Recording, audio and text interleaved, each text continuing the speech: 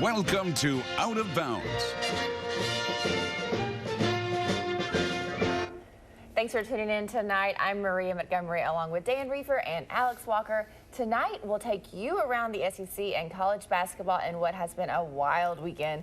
But we begin, of course, with the Cats. Always a big game when Florida Gators come to town, and UK ends the regular season down there in Gainesville. So important to get this one at home. Yeah, and what a season Emmanuel Quickley has been having, right? He's become UK's most consistent player and most clutch.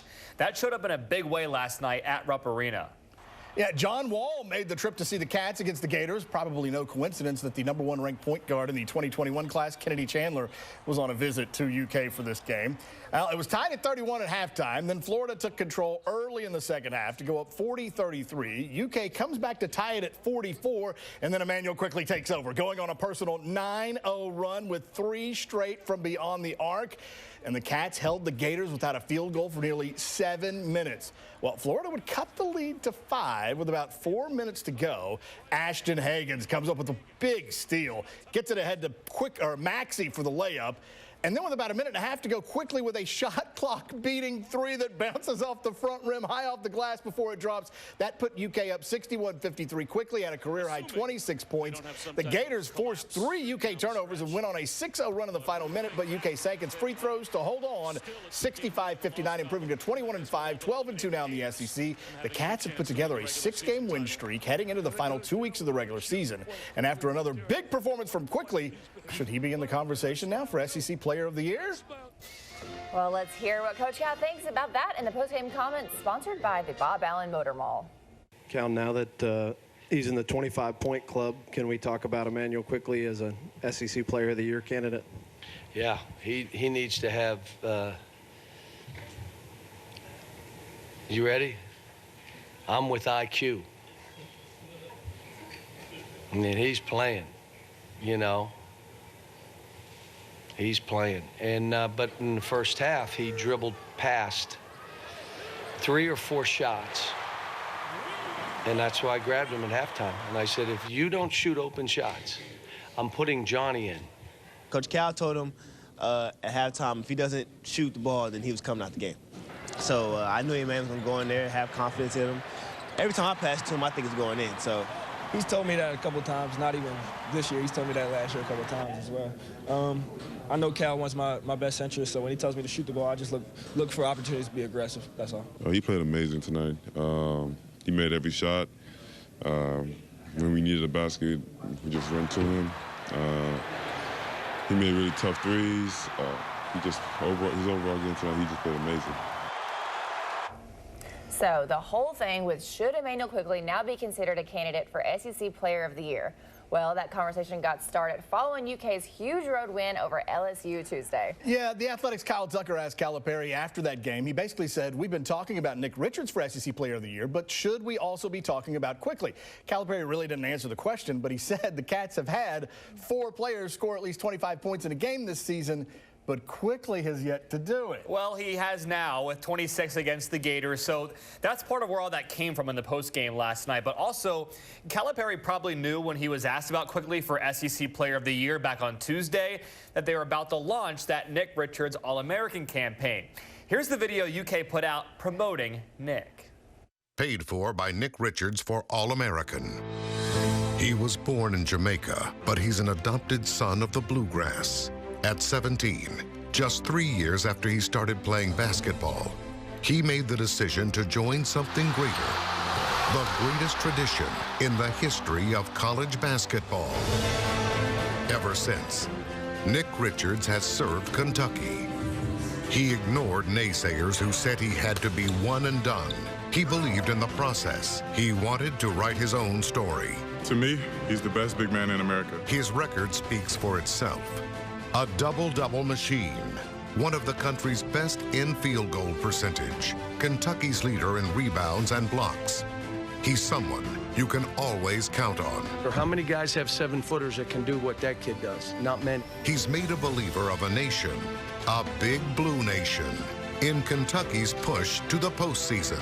Junior Nick Richards gives me hope. Hope for a brighter tomorrow. Hope for March.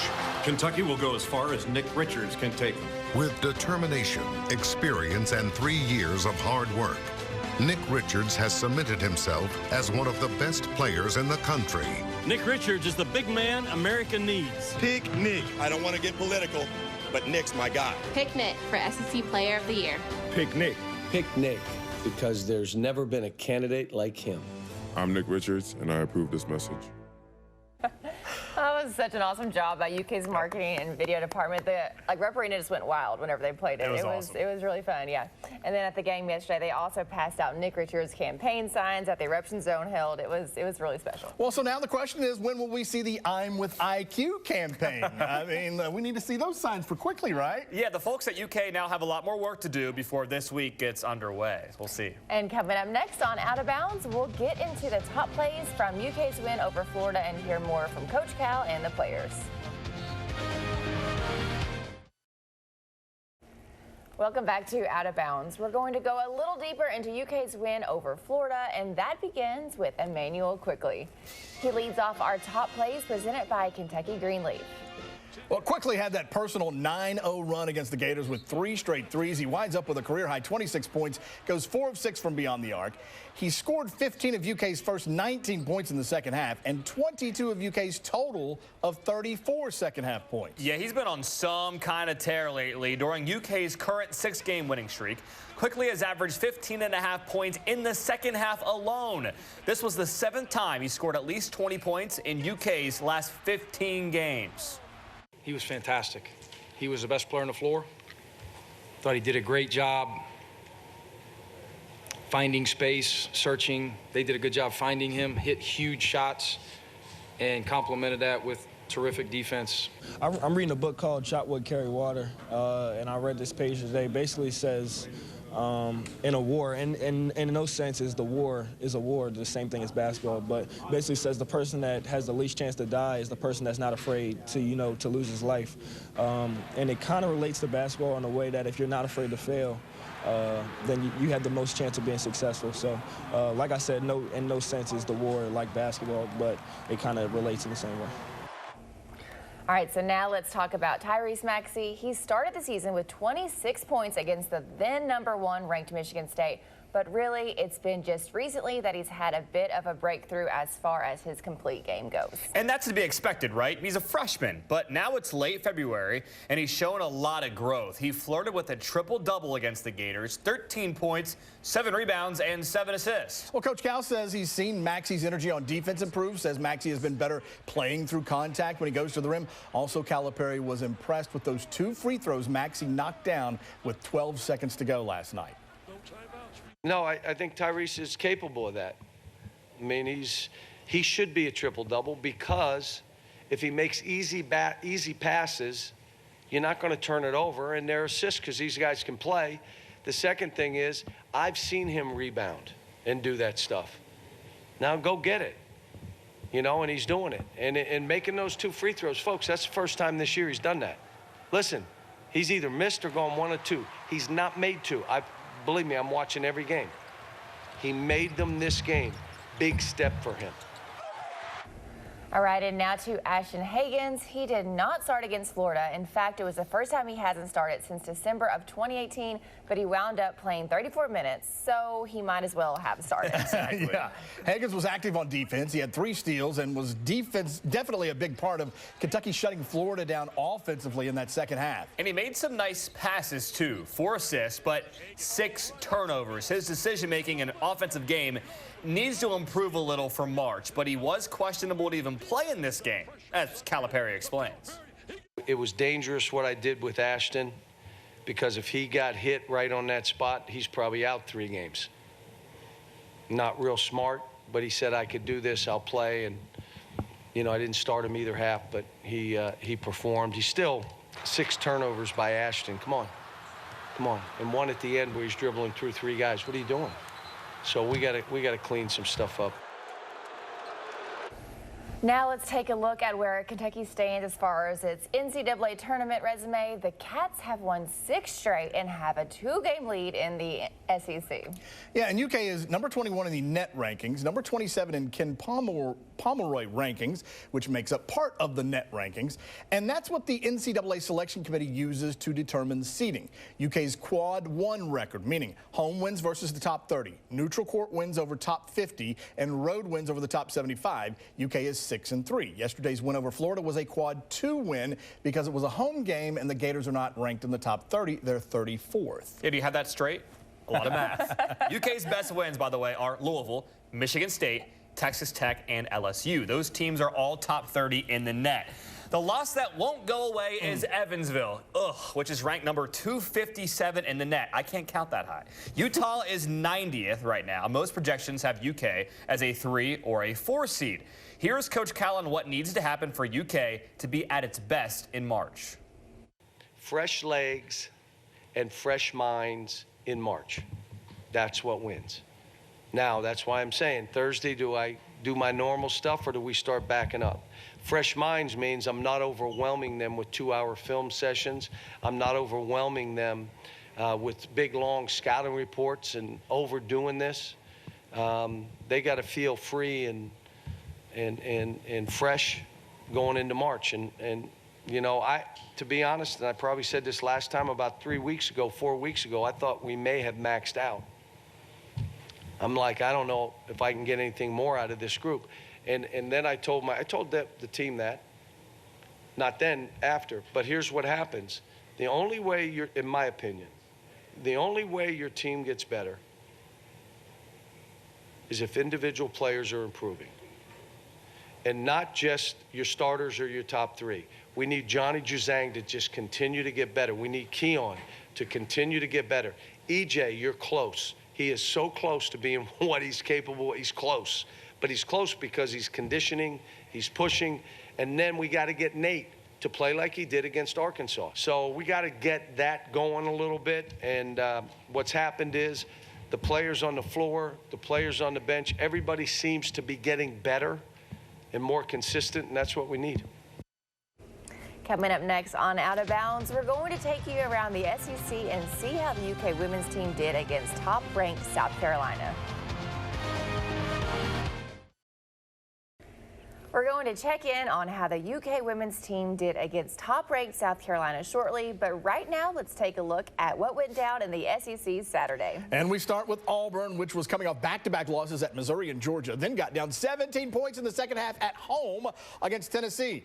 The Tigers answered with a 20-2 run and sent the Vols home to Rocky Top with an L, 73-66. Auburn now 10-4, UT 7-7. LSU was also coming off back-to-back losses to Alabama and Kentucky, but the Bayou Bengals went to South Carolina and took care of business. LSU is now 10-4 after dropping 4 of its last 6 games. South Carolina, still a bubble team, is now 8-6. How about the finish between Georgia and Vanderbilt? The Commodores are up 1 when Scottie Pippen Jr. misses back-to-back free throws. The Bulldogs grab the rebound, and Tyree Crump's shot to beat the buzzer wins it. Brutal loss for Vandy, which is now 1-13 in SEC play. Georgia 4-10. How about that shot? Arkansas had lost 5 in a row without Isaiah Joe, who had been sidelined with injury. Well, he returned against Missouri and scored 21 points to help the Hogs end their 5-game skid.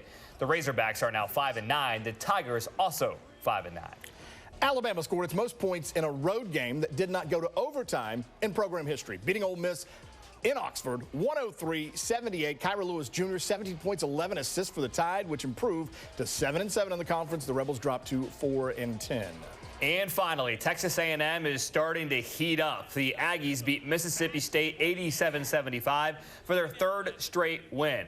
Big man Josh Nebo had 21. Savion Flagg had 15 and 10. Texas A&M is now 8-6 all of a sudden. So is Mississippi State. Kentucky now goes to College Station on Tuesday to take on the Aggies. Here is Coach Cal, who exaggerates Texas A&M's win streak a little bit. And now we play Texas A&M. I think they've won 5 in a row. They beat Mississippi State. I mean, we're playing another team that's playing well. I mean, they're going to be feeling good, and, you know, Buzz is doing a great job with this team. That's definitely going to be a tough game Tuesday. The UK women's team had a tough game today against #1 ranked South Carolina. Yeah, it's always cool when #1 comes to town, right? Over 7,500 people at Memorial to watch this showdown. Early on, Kentucky was playing well, and then South Carolina ended the first quarter on a 15-0 run. That's never good. Lily Grissett had 10 points. Now, in the second quarter, Kentucky starts to wake up. That is Kiki McKinney from downtown. She was pretty good. Wildcats down just 10. And then Ogechi Anyagalibo. Hasn't seen much of her this year, but she was really good at the end of the first half. Part of a 9-0 run, so Kentucky was hanging around, down 10. They're still down 10 now. Ryan Howard, like she always is, probably the best player on the court, had 24. But South Carolina, they're #1 for a reason. Zaya Cook, really special, 20 points. So 67-58 was the final, a late 3 from Howard to make it a little closer than it was. So UK now 9-5 in the conference. They're still fighting for one of those top 4 seeds in the conference tournament. They have a chance at a double bye in Greenville. So we'll see what's 2 games left. Georgia and Vandy on Sunday to try to get that top 4 seed. That's better than South Carolina. South Carolina's really good. Yeah. They are. All right, well, they'll be the national champs probably. So. That's fine. Coming up next on Out of Bounds, we will look back at a wild Saturday in college basketball with 3 of the top 4 teams in the AP poll losing. That's next in Twitter Fire. Welcome back to Out of Bounds. Saturday brought chaos in college basketball with the #1, #2, and the #4 ranked teams all falling. It's time for Twitter Fire, brought to you by C2G Environmental. We begin with former Wildcat Mark Pope, now the head coach at BYU. His Cougars ended #2 Gonzaga's 19-game win streak with a 91-78 win in front of the home crowd in Provo. BYU went 11 of 27 from 3. Huge win for Pope. He told his team as he was entering the locker room that he was wearing a brand new custom suit, and then he said, "Now let's ruin it." Awesome. All right, now to the only team that hadn't lost this season, San Diego State. Yeah, the 4th-ranked Aztecs had won 26 in a row before 14-14 UNLV spoiled their party 66-63. It is the Runnin' Rebs' highest-ranked road win since 1991, when Stacey Augmon, Larry Johnson, Greg Anthony, Anderson Hunt and company had that thing going under Jerry Tarkanian. The Shark. And Chip and Joanna Gaines were not happy about what happened Saturday in Waco. Baylor had beaten Kansas and Lawrence earlier this season. The Jayhawks returned the favor and ended the Bears' 23-game win streak behind 23 points and 19 rebounds from Udoka Azubuike. Now the 2 teams are tied atop the Big 12 standings. And we end in Frankfort with a huge celebration at Kentucky State. Yeah, this was awesome. The Thoroughbred senior Jordan Little hits the game winner at the buzzer to give KSU a win over rival Central State on senior night. They stormed the court and I'm sure celebrated deep into the night after that big win in Frankfurt. No doubt. All right, next up, it's our Coach's Corner. You don't want to miss Bruce Pearl's comments. Next. And now we finish with something humorous from a coach, and tonight it's Auburn's Bruce Pearl. Here he is following the Tigers' comeback win over Tennessee in our Coach's Corner, brought to you by West Shore Home. Upside down the locker room, we let Tennessee do anything they wanted. I challenged our manhood. I called them some things that most presidents would fire their coaches for, but not me. I'm too old. I'm old school. And we got after it. We just flat out got after it in the second half. Effort and energy won this basketball game for us. That's awesome. All the Auburn fans love him for a reason. All right, we will see y'all next week.